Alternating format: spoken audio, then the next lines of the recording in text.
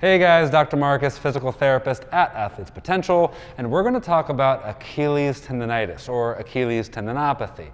And what I want to talk about first is what you should be doing, and then also what you shouldn't be doing. It's very important that you know what you should be doing when you are having a bit of a flare-up with Achilles tendinopathy. So first and foremost, when you are feeling pain throughout your Achilles, up and down right here, that's likely Achilles tendinopathy, all right? So you need to understand first where the pain's going to be, and then from there, what you can do to first cool it down. So first thing you want to do is cool it down, and what you can do is actually use some tissue release techniques, such as using a foam roller, a kettlebell, or a lacrosse ball to actually massage, not your Achilles itself, but the soleus or gastrocnemius. So if you ever get a foam roller at home, it's a great device to just hang out. You can hang here for 1 to 5 minutes, just enjoying a massage, watch some TV, catch up on the news, whatever you want to do. You can move that ankle around. You can keep your bum on the ground. You can lift it up, whatever you prefer.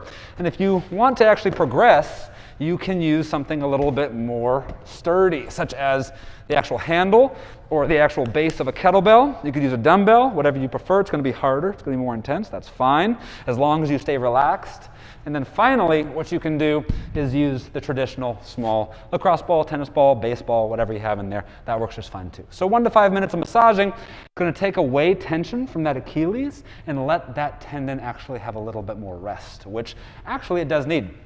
Another thing you could do to actually cool it off is actually take the repetitions down of whatever you're doing. Let's say you're jogging, I don't know, 10, 15, 20 miles a week. You might need to back off a few miles, take some pressure off of the Achilles to cool it down. So those are 2 things you should be doing initially to get that Achilles to just feel a little bit better in the short term.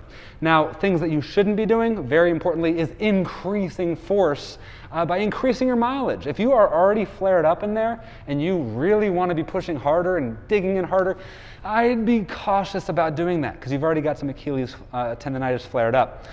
So being careful about managing the cooling off, making sure it actually recovers, and making sure that you're careful going back into activity before you decide to say, hey, let's turn the dial back up again. Tendinitis needs to be managed to cool off and get stronger again, feel better at a certain range where it's not flared up as much, and then you could push back up to that level that you'd like. So if you have any questions about tendinitis, guys, my name is Dr. Marcus. I'm a physical therapist at Athletes Potential. I'd really like to help you out with your Achilles tendinitis issues if you have any. Take care, guys.